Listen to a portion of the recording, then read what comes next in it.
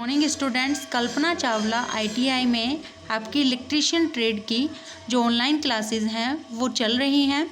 देखिए, कल मैंने आपको पीएन जंक्शन डायोड की फॉरवर्ड और रिवर्स बायसिंग पढ़ाई थी। आज मैं पढ़ाऊंगी डायोड के अनुप्रयोग, यानी कि डायोड का प्रयोग किस तरह से और कहाँ किया जाता है। तो डायोड का प्रयोग एज ए रेक्टिफायर किया जाता है। अब रेक्टिफायर क्या होता है? रेक्टिफायर एक ऐसी डिवाइस होती है जो एसी सप्लाई को डीसी सप्लाई में बदल देती है। देखिए, आपकी थ्योरी में भी लिखा हुआ है, रेक्टिफायर एक ऐसी डिवाइस है जो विद्युत को केवल एक ही दिशा में प्रवाहित करती है। एक ही दिशा मतलब एसी को डीसी में चेंज करती है, अर्थात यह एसी सप्लाई को डीसी सप्लाई में बदल देती है। अब रेक्टिफायर जो होते हैं मोस्टली कितने तरह के होते हैं देख लीजिए। नंबर 1 होता है हाफ वेव रेक्टिफायर, नंबर 2 होता है full wave rectifier, number 3 centre taped rectifier, number 4 bridge rectifier. तो आप यहाँ आज स्टडी करेंगे हाफ वेव रेक्टिफायर की। तो हाफ वेव रेक्टिफायर क्या है देख लीजिए। ये आपका एसी सिग्नल है।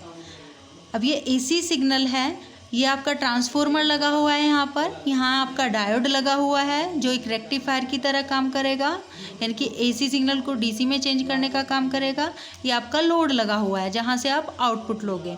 तो क्या होता है, जब हम एसी सप्लाई देते हैं ट्रांसफॉर्मर की प्राइमरी वाइंडिंग को, प्राइमरी वाइंडिंग ये होती है, मैंने बताया था ट्रांसफॉर्मर के बारे में, सेकेंडरी वाइंडिंग ये होती है। ठीक है, जब प्राइमरी वाइंडिंग में हम क्या देते हैं, एसी इनपुट देते हैं, तो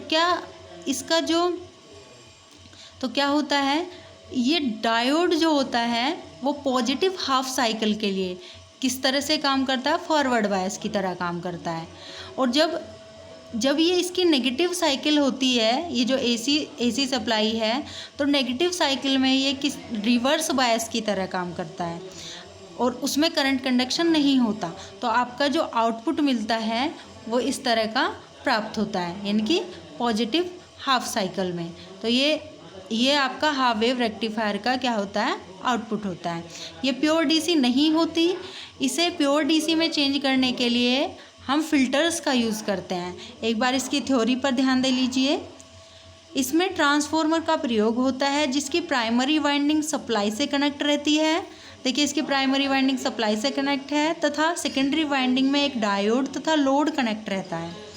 जब एनोड को कैथोड की अपेक्षा हाई वोल्टेज पर रखते हैं तो पॉजिटिव हाफ साइकिल में डायोड से होकर विद्युत धारा प्रवाहित करती है। यानी कि मैंने बता दिया है कि ये फॉरवर्ड में काम करता है और रिवर्स बायसिंग में क्या है, इसमें करंट कंडक्शन नहीं होता। तब आउटपुट जैसा कि चित्र में दिखाया गया है, इस चित्र में प्राप्त होता है। यदि एनोड को कैथोड की अपेक्षा कम विभव पर रखते हैं तब डायोड से होकर नेगेटिव हाफ साइकिल के लिए कोई विद्युत धारा प्रवाहित नहीं होती, क्योंकि किसमें चला जाता है डायोड, रिवर्स बायसिंग में। इस समय डायोड रिवर्स बायस में काम कर रहा होता है, तब नेगेटिव हाफ साइकिल के आउटपुट में कोई वोल्टेज उत्पन्न नहीं होती। तो आपका आउटपुट किस तरह का होता है, इस तरह का होता है। तो thank you watching for this video. Thank you so much.